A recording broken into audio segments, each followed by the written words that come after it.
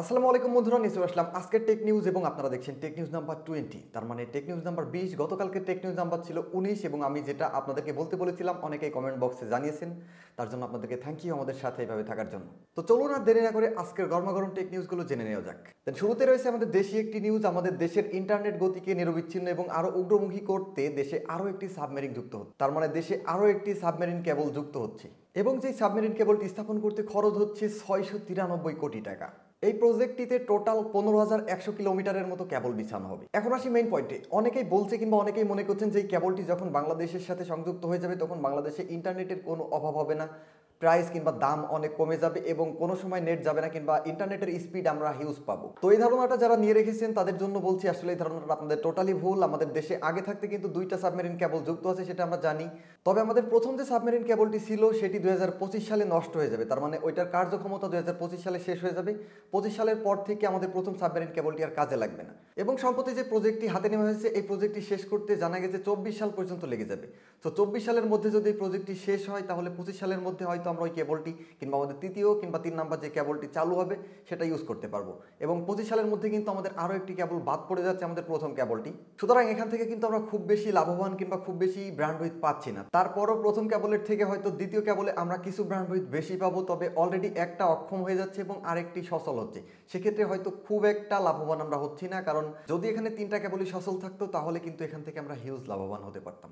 তাছাড়া যদি 2025 সালের আগে আমাদের এই তৃতীয় নাম্বার সাবমেরিন কেবলটি স্থাপন না করা হয় তাহলে কিন্তু আমরা আরও সমস্যায় পড়তে পারি, কারণ 25 সালে তো আমাদের প্রথম সাবমেরিন কেবলের কার্যক্ষমতা হারিয়ে ফেলছে এবং 25 সালের পরে যদি প্রথম সাবমেরিন কেবলটির জায়গা দখল করার মতো আর কোনো সাবমেরিন কেবল না থাকে তাহলে কিন্তু আমরা যারা সাধারণ কনজিউমার আছি, ইন্টারনেট ব্যবহার করি, তারা বেপাকে পড়বো, আমাদের ব্র্যান্ডউইথ হিউজ কমে যাবে। দেন আমাদের পরের নিউজটি হচ্ছে অ্যাপেলের পক্ষ থেকে। অ্যাপেলের ফোল্ডেবল ফোন খুব শীঘ্রই আসতে পারে। যদি অন্যান্য কোম্পানি ফোল্ডেবল ফোন অনেক আগে নিয়ে চলে এসেছে এবং অ্যাপেলও অনেক আগে প্রজেক্টটি হাতে নিয়েছিল, তবে তারা এই প্রজেক্টের উপর খুব একটা মনোযোগ দেয়নি কিংবা জোরদার দিয়ে কাজ করেনি। তবে সম্প্রতি একটি নিউজ এসেছে, অ্যাপেলের যে ম্যানুফ্যাকচার আছে যারা অ্যাপেলের ফোন তৈরি করে, ফক্সকনকে টেস্ট ইউনিট বানানোর জন্য নির্দেশ দিয়েছে অ্যাপেল। এটা অ্যাপেল থেকে কিন্তু অফিসিয়াল কোনো নিউজ জানানো হয়নি, বিভিন্ন লিক্স থেকে জানা গেছে। লিকার্সরা জানিয়েছে অ্যাপেল তাদের ফক্সকনের যে চাইনিজ শাখা আছে সেখানে প্রয়োজনীয় কম্পোনেন্ট মানে ফোল্ডেবল ফোন মেক করতে যে প্রয়োজনীয় কম্পোনেন্টগুলো লাগবে সেগুলো পাঠিয়েছে এবং খুব শীঘ্রই অ্যাপেল তাদের টেস্ট ইউনিট হাতে পেয়ে যাবে বলে আশা করা যাচ্ছে। তবে লিকার্সরা আরও জানিয়েছে 2022 সালের মাঝামাঝি পর্যায় ছাড়া কিন্তু আমরা অ্যাপেলের ফোল্ডেবল ফোন দেখতে পাবো না।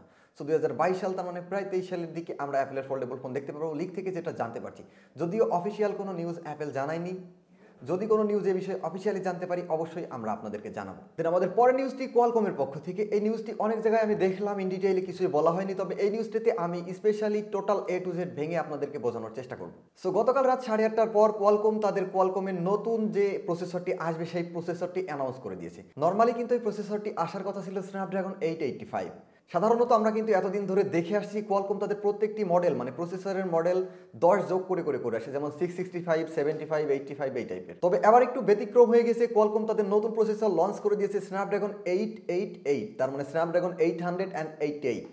ওই যে বললাম এই মডেলটি হওয়ার কথা ছিল স্ন্যাপড্রাগন 885, তবে চায়নাতে 888 সংখ্যাটিকে কিন্তু সৌভাগ্যের প্রতীক মানা হয়, এই জন্যই তারা তাদের 885কে 888 করে দিয়েছে। এবং এই প্রসেসরটি দ্বারা মেক হওয়া ফোন আমরা কিন্তু 2021 এর মার্চের মধ্যেই দেখতে পাবো। এবং অলরেডি শাওমি কিন্তু অফিসিয়ালি জানিয়ে দিয়েছে তাদের MI11 আমরা এই প্রসেসরটি দেখতে পাবো, স্ন্যাপড্রাগন 888 বা স্ন্যাপড্রাগন 888।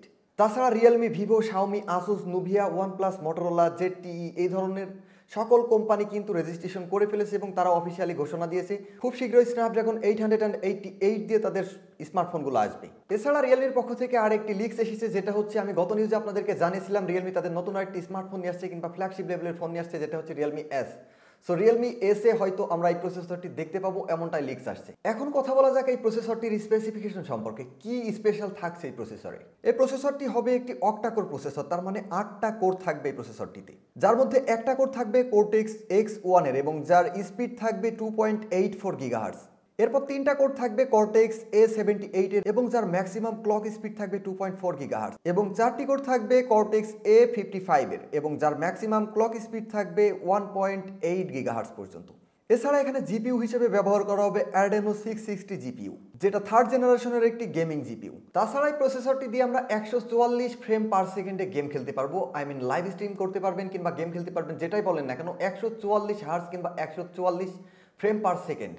তাছাড়া এই প্রসেসরটির আরও কিছু স্পেসিফিকেশন আছে, তবে যেগুলো সাধারণ কনজিউমারদের না জানলেও চলবে।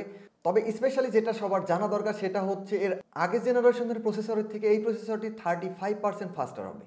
তার মানে আগে যে প্রসেসরগুলো আমরা ব্যবহার করে এসেছি তার থেকে 35% ফাস্ট কাজ করবে এই প্রসেসরটি। তো Xiaomi তো অফিসিয়ালি ঘোষণা দিয়েছে MI 11 এবং 11 প্রোতে আমরা এই প্রসেসরটি দেখতে পাবো, এবং সম্ভবত 2021-এর ফার্স্ট কোয়ার্টারের মানে মার্চের মধ্যেই আমরা কিন্তু দেখতে পাবো। তাছাড়া আদার্স সকল কোম্পানি কিন্তু জানিয়েছে কিংবা ক্লেম করেছে। সো এখন জাস্ট ওয়েট করা যাক 2021 পর্যন্ত এবং দেখা যাক কোন কোন কোম্পানি এই প্রসেসর দিয়ে কি কি স্মার্টফোন আমাদেরকে উপহার দিবে কেন, তারা আমাদের কাছে বিক্রি করবে। তো বন্ধুরা, এরই সাথে শেষ করছি আমাদের আজকে টেক নিউজ। আশা করছি ভিডিওটি আপনাদের ভালো লেগেছে। যদি ভালো লাগে তাহলে লাইক করবেন, আর যদি ভালো না লাগে তাহলে অবশ্যই ডিসলাইক করবেন এবং জানাবেন ভিডিওটি কেন আপনার ভালো লাগেনি। অ্যান্ড একই সাথে আপনি যদি আমাদের চ্যানেলে নতুন হয়ে থাকেন, এখন পর্যন্ত আমাদের চ্যানেলটি সাবস্ক্রাইব না করে থাকেন, তাহলে please hit the subscribe button. আর যদি অলরেডি সাবস্ক্রাইব করে থাকেন, থ্যাংক ইউ সো মাচ।